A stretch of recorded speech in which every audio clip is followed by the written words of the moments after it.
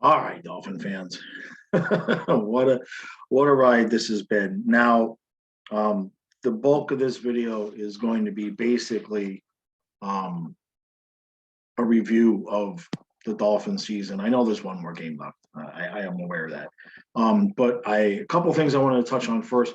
The reason why I stopped doing the recaps, I didn't even want to make a video about this, was we lost. We won the first game. And before that first game, I had never done a Dolphins recap. And then we kept losing and losing and losing and losing. And then one day I had a migraine and there was no way I could do the recap. So I said, I'm not going to do the recap this game. And that's the game we won. So I said, oh, maybe if I don't do another recap, we'll win. And then we won. And we won. And we won 7 in a row. So after the second game, I said, there's no way I'm coming back and doing these videos until we lose, because I'm going to get the blame if we win 4 in a row and I come back and then we lose. So screw that. So I waited till we lost. So I'm going to talk about the Dolphins for the most part. The only other thing I want to address is a couple of people asked me about the Antonio Brown situation. For some reason, I almost said Julio Jones.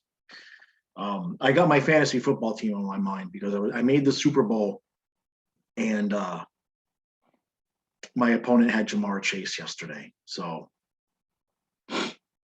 yeah, an entire football season of paying attention and working the waiver wire and setting my lineup, and I made the Super Bowl, and I got Jamar Chase on Super Bowl Sunday. So beautiful. Now, Antonio Brown. There's not a whole lot to say here. The guy clearly needs medical, mental help and intervention. There's really nothing else to say. He's more than likely completely done now at this point. Do I think he should be just completely shunned by the NFL community? No. I think what Tom Brady said is accurate. That, excuse me, to paraphrase, need to have some empathy, need to have some sympathy, and just try to help him become a healthy, better person, and maybe leave the stress of trying to play football out of his life, because he clearly can't handle it. Now, it doesn't have to be a knock on the guy. For whatever reason, he's got something going on in his body, chemically wise. I don't think that's a word. Chemical wise might be the better way to say that. He's obviously got some issues going on. So, do I think he should try to come back and play football again? No. Do I think he could still be a viable part of the NFL community? Yeah. I think actually, if he could manage to get his emotional issues fixed and become, I don't want to call him normal, but get to a point where he can handle, stresses without taking his clothes off in the middle of the stadium and running into the locker room. If he could become a functioning part of society or of a company or a group, if he could fix himself, he could actually become an advocate for people with mental health issues and the stigma that comes with that. Because look, and this goes for everybody, everybody all day, every day. We don't know what's going on in somebody's mind. You know what I mean? You never know what's going on in somebody's world. My daughter would get the shit end of the stick with a lot of things, because she's in the middle, right? So Kyle's autistic, Matthias was autistic, my daughter's in the middle. And what would happen is Kyle would be all over me all morning. He'd have a problem, and I'd be talking with him, and I'd be engaging with him, and it would just drain me. And then Matthias might have had a behavior or two, and that was stressful and draining. And then my daughter would get out of bed at 11 o'clock, and then I'd be finally sitting down to get some work done, and she could just come up and be like, "Hey, Dad, what's going on?" And I'd just be like, "Not now. Just give me a minute." And so she would get the shit end of the stick, right? And the point to the story is that had she not known the stress I was under, and had she not known why I was reacting and acting that way, might have, she might have looked at me like there was something wrong with me, or something wrong with her, taking it totally different. In terms of Antonio Brown, I hope he gets fixed, and I hope he can become an example of a positive outcome, um, of somebody that clearly needs help. So, all right, the Dolphins. Got my mug. We're gonna be here. We're gonna be here a hot minute. We're gonna be here a minute. There's a lot to go over. All right. First thing is, yesterday, once again, I made the mistake of engaging with Dolphins Twitter. It should be segregated into generations. It should, and I'm not even being sarcastic that way. There should be a cutoff. There should be a cutoff of, if you grew up watching Dan Marino before Jimmy Johnson destroyed him, and everybody else. I'm not even joking. There should be two separate fan bases, because the young fan base now, no disrespect because of your age. This is not about age. But if you're only 20, maybe 23, 24, you have never, with the rare exception of the wild card year and one good year of Tannehill, you've really never witnessed what competent offense looks like. You've seen, the Pennington year, decent. The Ronnie Ricky, okay, decent. So you've seen, if you were of age during that time, which is what, 13 years ago. So if you're 20, maybe you were 6 or 7 when that was going on, how much were you paying attention? You know what I mean? If you're 22 and you only became a Dolphin fan when you were 13, 14, you've seen garbage. You've seen garbage. And the point to that is Tua. No disrespect, but if you still think that this kid is a NFL quarterback who's going to be a franchise NFL quarterback and lead the Dolphins to a Super Bowl, I don't want to use the word delusional because that's so strong, but it's become like everything else. Like, politics is polarized, and it's just like, if you think this one thing, you're all of these terrible things. Well, it's transferred over now into the sports world, or if you just admit that Tua consistently misses throws that a normal NFL quarterback needs to make, you were immediately labeled a Tua hater. You were told your takes are terrible, you don't know football, etc., etc. And I'm sorry to tell you, but if you're watching Tua and seeing a possible NFL franchise quarterback, you, my friend, are the one that doesn't know football. You haven't watched enough competent NFL play. Certainly you haven't watched it back in the day when football was still football and not this watered down version of what we have right now, where you can't touch the quarterback and the referees just continue to get worse and worse and worse, and there's no consistency to the calls, etc. So it's not meant to be disrespectful, but it is what it is. Okay, the young fan base is just not, for the most part, seen, if they've just genuinely watched Miami Dolphin games and then maybe catch some playoff games, the casual fan, if they're not watching, Rodgers play every week or Brady play every week, and even our Russell Wilson play consistently. If these fans haven't watched that and they're just watching the Dolphins, they're just comparing, crap to diarrhea. You know what I mean? It's still crap. All right. And that's what this offense is crap. Now, does that mean, that's the other thing, is that if you say Tua is not the answer, you get all the excuses. Well, the offensive line, well, the offensive coordinators, well, it needs a running back.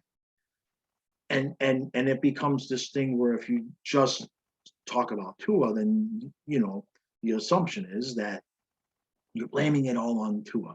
And everybody knows nobody's blaming it all on Tua. That's just an excuse that the uneducated use because they don't really want to point at what they really see with Tua. They want to close their eyes, just like the political world. They want to close their eyes, pretend they don't see what they see, They have their position, they're stuck with it, their foot is down, and that's the end of that. And nothing that they're ever going to see is going to convince them otherwise. But Tua is not a franchise NFL quarterback. If he has a clean pocket and he can hit that first read, and that first read is under 10 yards, beautiful, elite. Elite skills with a clean pocket and the short passing game. Unfortunately, the drop off for the rest of his game is palpable. And it's not just because the offensive line. If you are going to be a capable NFL quarterback, you have to be able to move around in the pocket, make a little bit of a play with your feet, and make an accurate throw down the field consistently. Not once or twice a game, and then the 3 or 4 overthrows, or the twice, at least twice a game, where even the Tua lovers are going, where the hell is he throwing the ball? Throwing it over somebody's head when it's one Dolphin and 4 of the defenders, and there's nobody else around. I mean, where is he throwing the ball? 2-3 times a game. Guaranteed 2-3 times a game, unless he's never put in a position where he has to make a play and throw the ball down the field. And by down the field, I mean 12, 15, 17 yards. Normal, average NFL quarterback throws, he can't make them on a consistent basis. Now, is that a skill that can be acquired? Now, we watched Ryan Tannehill, to be fair. We watched Ryan Tannehill get better with age, with his accuracy on the run. So we did see that. But Tannehill at this stage, and I'm not going to go back to the statistics, and it may be the romantic memory of Tannehill. So I'll grant you that. But I believe Tannehill showed more promise in his early years because of his ability to move around in the pocket and to run and to make plays with his legs. So the idea with Tannehill was, if we could just get him to do that and throw accurately, okay, we'd be good to go. What Tua reminds me more of is Chad Henny. And why he reminds me of Chad Henny is because his pocket presence is horrible. It's awful. He has no awareness of guys that are coming from behind, from the side. None whatsoever. It's terrible. So, number one, that's why he doesn't take a lot of sacks, but most of the sacks he does take is because he couldn't hit his first read, and he's really uncomfortable taking the ball, putting it down, and trying to make a play with his feet. He's very, very uncomfortable with that. So, can he improve to become an elite level quarterback? Doubtful. I don't know how much you can teach the pocket presence and the pocket awareness. That's something that, for most of the time, a quarterback either is born with that sense of what's going on around him, or you see it where guys kind of panic and they get those jibber jabber feet, we'll call them, where he's just kind of like, you can look at him and tell he doesn't know what to do. He's not comfortable with any of his options, and he's too short to see what the hell is going on down the field half the time, and he's overthrowing a lot of guys. He's missing guys. And yes, the offensive line is not great. The running game, now let's get to some other things that are not Tua. Since Duke Johnson, between Johnson and Lindsey, our running backs are adequate at worst, if not halfway decent. Seeing Duke Johnson arrives makes us realize Myles Gaskin's not the guy. Gaskin looked competent until Duke Johnson showed up. Okay, it's the same offensive line, and Johnson was ripping him off at the beginning of the game yesterday, 10 yards a carry. Could we use better running backs? Of course. That gets into play calling, which is part of the problem, but part of that problem with the play calling is caused by Tua, because if you have a quarterback that on 3rd and 6, you can drop him back, and if the defense sends a blitz, and you know your quarterback like Tannehill can just roll out and hit somebody 10 yards down the field with an accurate throw on a consistent basis, that changes the play calls. That changes the plays that the offensive coordinator can call. You understand this? So it's both ways. Yes, this OC has a tendency to completely get away from the running game when we shouldn't. And the razzle dazzle plays yesterday, right? Okay, I get it. And then every once in a while, Tua will have one of those throws like he did the Waddle where he drops a dime. It's great. But then the next play, he could have Parker wide open over the middle, and he overthrows him, and the safety practically intercepts. And there's no other player there. There's no other Dolphin player Tua's throwing the ball to. And he's not getting hit when he's throwing. He's simply just being inaccurate because he's under pressure.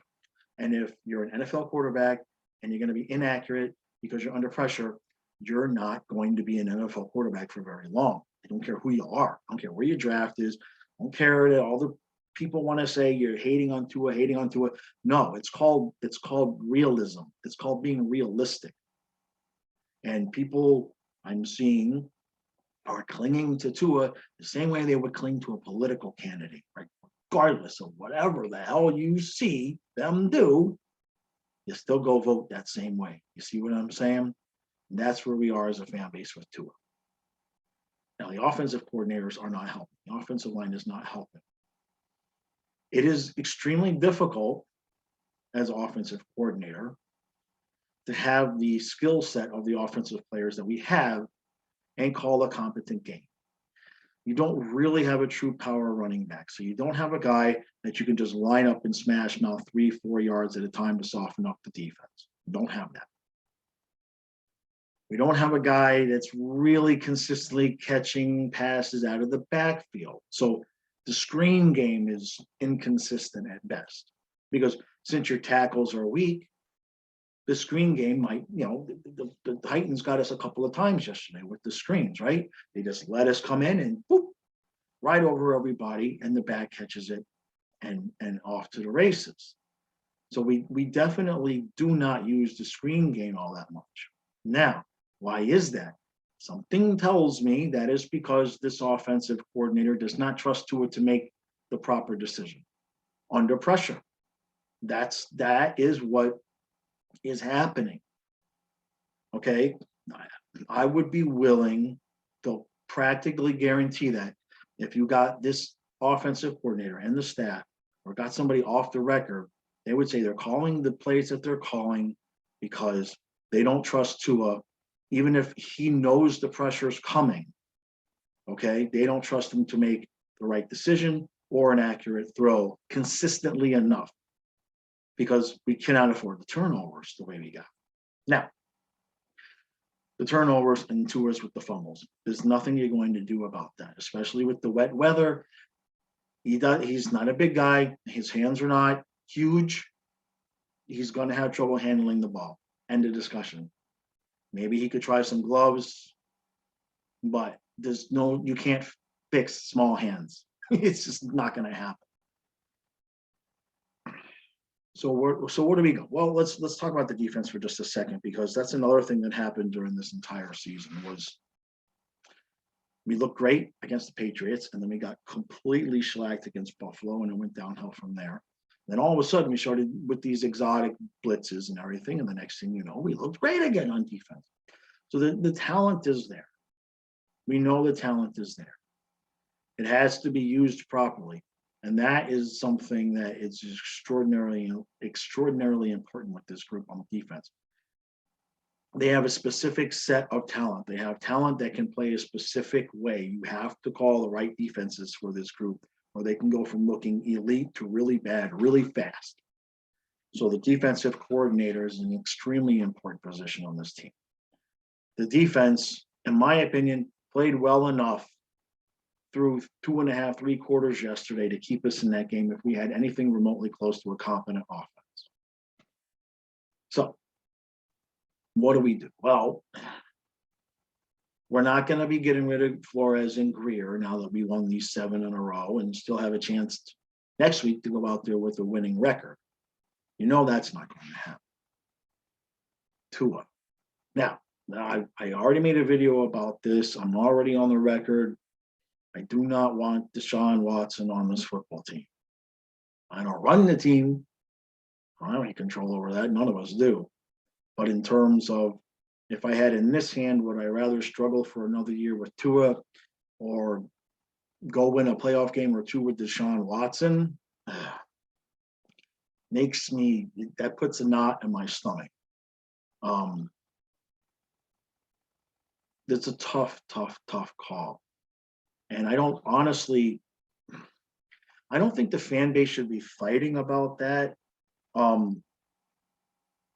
until we see what happens with Deshaun legally, and we get a little bit more of the details. Now, I in that video I made about Deshaun Watson, I found that thread. They gave a lot of the details about what Deshaun is accused of doing. Like I said in that video, there's a lot of exactly the same things going on. So either he's really stupid, or some people are getting together and trying to railroad him. There's no in between, because there's too many cases of, the exact same thing and the exact same words happening. So either he tried the exact same thing with 20 whatever girls, or he may have screwed around a couple of times and then word got out and then everybody ganged up. Don't know. Don't think anybody's ever gonna know. So it's gonna be he said, she said for forever. What I don't want is the constant bickering and the constant, negativity that will come the fan base's way, and anybody that makes YouTube videos, all of that garbage that's going to come our way if we get Deshaun Watson. I would rather not. I would rather do two things. We need to draft a quarterback. We need to draft a quarterback. Okay. And it doesn't have to mean that we're going to go spend huge amounts of draft capital on a possible franchise guy. But we need to have somebody else in the oven, because if we do make a trade for somebody, it's likely that Tua is going to be gone, and then we're going to need, another iron in the fire, so to speak, of a young quarterback to develop. I would like to see this team go out and get, excuse me, I would like to see this team go out and get a competent NFL quarterback. Now, I know there's the imaginary situation where somehow Aaron Rodgers is going to become available. This team with Aaron Rodgers is dangerous. Okay, this team with Aaron Rodgers is dangerous, and I understand the problems with the offensive line. If by some imaginary miracle we could get Aaron Rodgers, you go pick out some capable veteran tackles so Rodgers doesn't get killed. And with the wide receiver group that we have, this team could make some noise, because then you could change the play calling to be a completely different style. The offensive line is not good. Tua makes the offensive line honestly look worse than it is. That's the truth of it, because due to his lack of awareness, there's times when it's pressure, but it's not overwhelming pressure. But instead of pulling a Tannehill and rolling out and knowing he can make an accurate throw, Tua will just crumble and take the sack. That makes the offensive line look worse than it really is. Now, taking the part about Rodgers and that low possibility of happening, that's something we're going to have to look at over the course of during the offseason. Are there quarterbacks out there that are viable that would be either an upgrade over Tua, or would at least be comparable, so that he would feel enough pressure to find a way to improve and up his game. Jacoby Brissett is not the answer. We need a guy that can come in and at least be as capable as Tua. Okay. If Tua gets injured again, or if his play is such that he needs to be replaced. Because I'm telling you, yesterday was a prime example. In the second half, if Ryan Fitzpatrick was on this team and healthy, I understand, what happened, in Washington this year. But if it's a situation like last year, where Ryan Fitzpatrick is on this team, there's no question in my mind that Fitzpatrick could have come in, started the second half, and made it a game. Okay, you will not convince me otherwise. Does it mean we would have won? No, maybe, I don't know. But a game like yesterday, when Tua is just playing terribly, terrible football, you've got to have a competent guy in there, and that you feel confident that's going to come in and be able to move the offense. Look at the Dolphins. When we had David Woodley as quarterback, we had a great defense. We had the Killer Bees. We had Woodley, who was meh. All right. And how many times did Don Strock come in and clean up the mess? Okay. One of the best playoff games of all time, Dolphins Chargers, 1981. That wasn't David Woodley leading that comeback. That was Don Strock. Okay. That was our backup. You've got to have a competent backup in this league. And we saw Jacoby Brissett is not it, because he couldn't even make the short, accurate throws. I mean, it was a mess. It was just a mess. And really, those are the games that probably, in reality, cost us a real chance to make the playoffs. And just our inability to find an offensive system that would be successful under Tua, and wasn't so vanilla that an average NFL defense can stop us. Because let's be honest, the Titans defense is not, the 04 Ravens. You know what I mean? Titans have a good defense, but there's no excuse for only getting 3 points on that team. We had plenty of opportunity. So we know we're not going to get rid of Greer. No, Flores isn't going anywhere. And unless it's a deal for John Watson, which I don't approve of, but unless that happens, I think we've got Tua here again next year. I think we need to draft a guy. Okay. Even if it's just a guy that you think could develop into an average NFL quarterback. There's only so much time you're going to put into Tua, considering the draft capital and considering what you could still get back for him before it gets proven that he's not going to develop. You see what I'm saying? There's an element of time there involved. We need a competent backup quarterback. I don't have the list of names right now. That's a month or two off. We'll get there. And you need to fix the tackles. You need to fix some of the offensive line is not as bad as it gets held for. Okay. There's holes for running backs to run through. And we saw that as soon as we got Duke Johnson, who's, if there's anything Duke knows how to do, it's he knows when to make the cut and recognizes the hole and how to get through it. As soon as we got a competent, capable running back,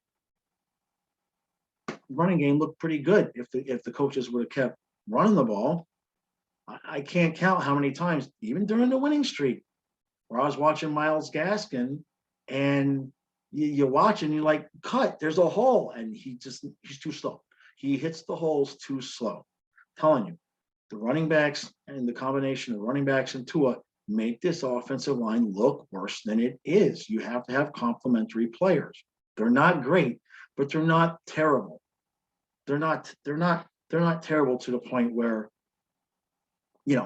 it's impossible to have success with those guys.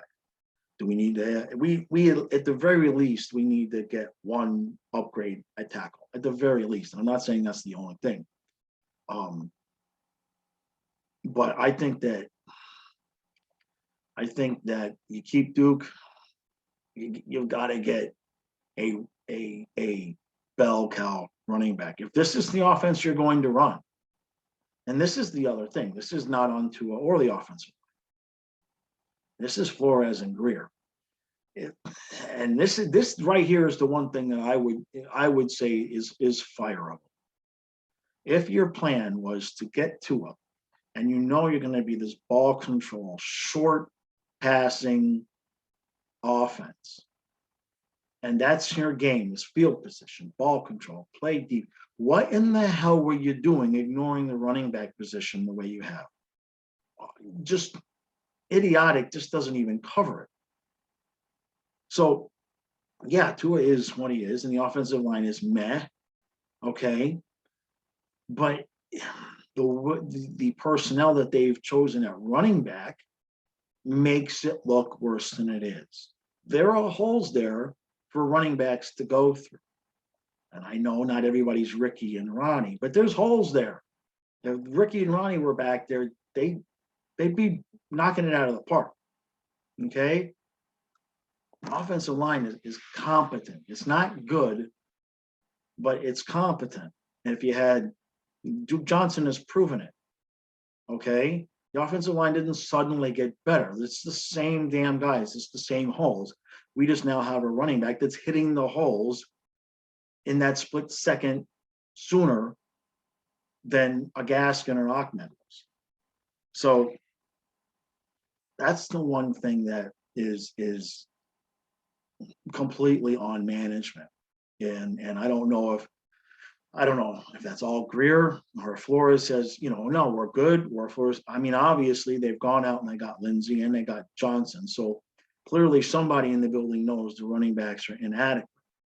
So what in the hell were they doing? If they knew going into this, they got rid of Fitzpatrick. They're riding all the way with Tua. They know it's the short passing game. You've got to have ball control. You've got to control the field position. We're going to play defense and not make mistakes on offense. And you throw garbage out there at the running back position. So in that sense, that's not on Tua. That's not even on the offensive line. Okay, if you had capable running backs, this might be a different situation. But then we get to yesterday. Duke Johnson ran off the first 2 times he touched the ball. He ran off 2 10-yard carries, 10, 11 yards piece. And then we just stopped. We just stopped trying to run the ball. And even when we would still pick up, 3 or 4 yards, we were following it up with play calls that just didn't match. I think there was one point where I believe it was a third and it was a second down. I believe it was a second down and 6 or something, and we were within scoring range. Long story short, instead of playing to our strengths and just continuing to get to 3, 4, 5 yards at a time, we took a shot for the end zone. It wasn't even close. And then we missed on the 3rd and long. So it is a combination of a lot of different things. And I think everybody can point to this is why they're doing it. Okay, the offensive coordinator can certainly point to Tua as a reason why he's calling certain plays. He, in the past, could have pointed to the running backs as to why he's not trying to run the ball all the time. But unless Duke Johnson got hurt yesterday, why did we not just pound him? Okay, until we softened Tennessee's defense up, or at least we were able to keep the ball, just get a couple of first downs, get the defense off the field. So there's blame all the way around. The point with Tua that seems to not want to sink into people. I get wanting to believe in your quarterback. I get wanting to believe that he's going to develop a certain way. Okay. But there's things that can be developed and there's things that just are. And Tua is probably always going to be a guy who needs a perfectly clean pocket and is going to rely heavily on that first read on a short throw. He's not going to turn into, he's not even going to turn into Ryan Tannehill, people. And you need to get a grip and own it. He's not going to turn into Tannehill. Tannehill is far more talented in terms of making plays with his legs, getting himself out of trouble, and throwing the ball and throwing it accurately down the field. It's not close. And that's a big way that you compensate for weakness on the offensive line. We were getting pressure on Tannehill yesterday. What did we do? Get to him one time? But that's another thing. This is another thing where cause and effect goes all over the place. And I swear the younger fan base just doesn't get it because they just see everything in black and white and they just see a finished product and they don't really take the time to critically think and look behind why what the reasons are.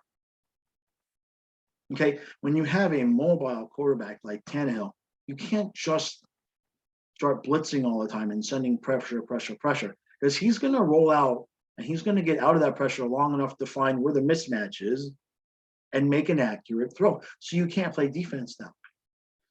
When you have a quarterback like Tua, where the other team knows, hey, you get this kid to a second read and it's a 50-50 crapshoot. He may not even see the second open guy and he may not make an open throw. You're going to send pressure and your linebackers know they only have to cover for a few seconds. If Tua can't get that ball out in 2.5, 3 seconds, most of the time it's not coming out. That helps the defense in many ways because all you got to do is shut down that first read, get a little bit of pressure, and Tua panics. He panics. And if you're not willing to see that, that's not something, for the most part, that's not something he's going to develop out of. That's who he is. That's who he is. Okay? It's very, very rare. I can't think of, we sat around and watched Chad Henny. How many years do we have a Chad Henny? Waiting for him to develop pocket presence and pocket awareness. It didn't happen. Okay? You can't be taught. You really can't be taught. It's a feeling. That's why it's called awareness, because you either have the awareness or you don't. It can't be fed into you. It's not repetition. It's not keep throwing the ball until you get your motion down to where you're accurate again. This is a different situation. So the point is that, again, because the defenses know Tua's limitations, they are able to play defense in such a manner that, again, it makes the offensive line look worse because the defense only has to worry about so much of the field. For the most part, if they bring just a little bit of pressure and have the first 10 yards of the field covered, for the most part, they're good. Every once in a while, Tua is going to have enough time to lob up a ball like he did to Waddle yesterday, or he does to Parker, where Parker jumps up and makes. Every once in a while, that's going to happen, sure, but not on a consistent basis enough for the defense to change the way that they play. And they're willing to allow those chances because more often than not, that's going to eventually lead to an interception or two because Tua's going to make the wrong choice. If he's lobbing it up to the sidelines, that's one thing. But what we saw yesterday, I believe it was overthrowing, completely missing Waddle underneath, and then overthrowing Parker to absolutely nobody. There was another play early on, a third down that we missed, where he had a guy wide open and Tua had to roll out, and he just practically threw it into the ground. So everything is a result of everything else. This stuff doesn't happen in a vacuum. Okay? Tua is not going to become what people want him to become strictly because we tanked for him and that's the draft capital that we use. This is the guy. Can he make minor improvements? Sure.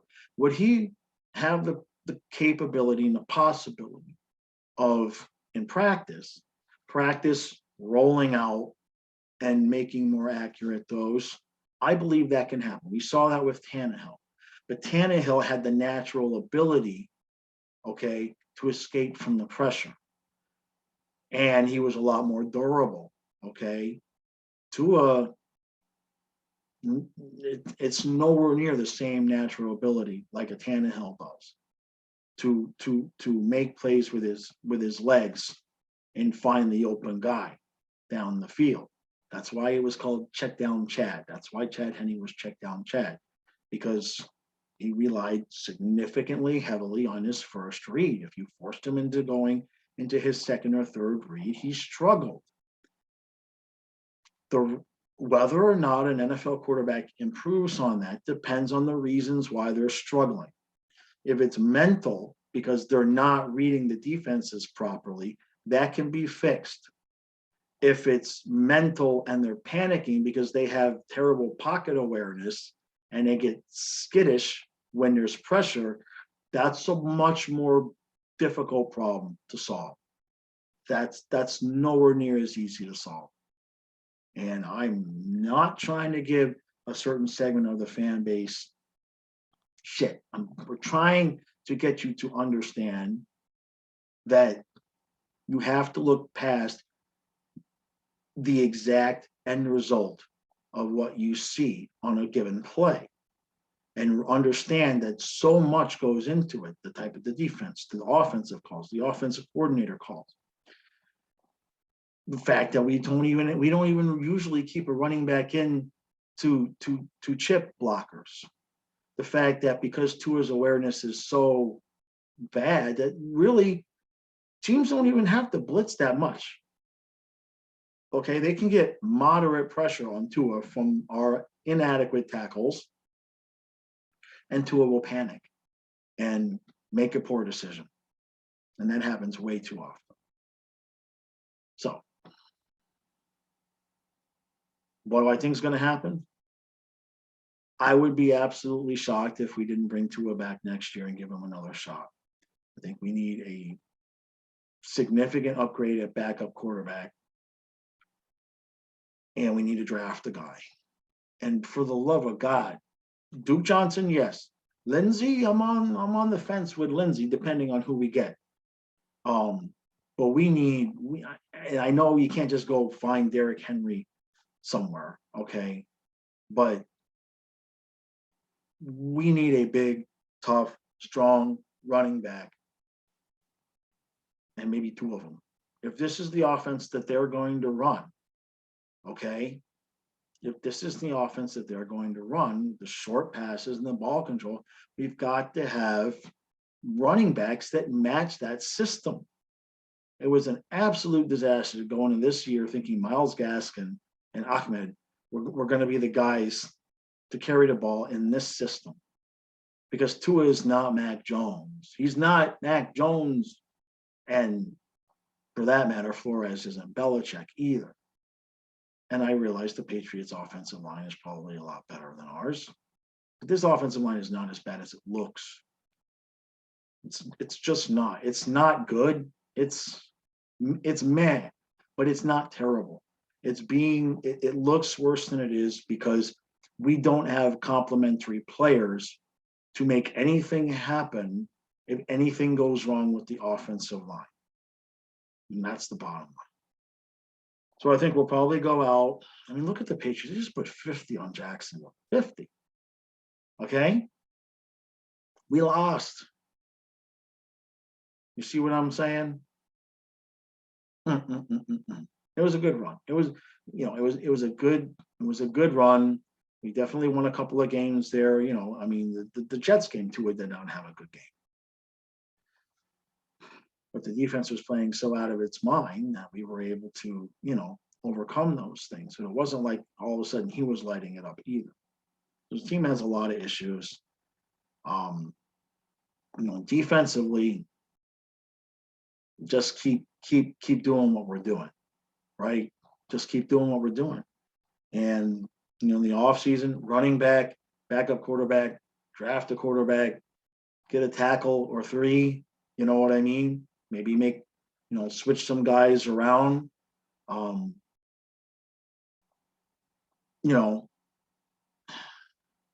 We don't need to build the hogs from the Redskins. You know what I mean?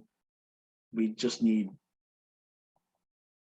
need a more complementary roster. That's what we need. And we're nowhere near ready to go play a Buffalo or a Tennessee or a Kansas City in the playoffs What you may as well count yesterday as if we made the playoffs and there was the game, because that's what would have happened. That's what would have happened anyway. Okay. You know, that was brutal. It was unfortunate, it was brutal.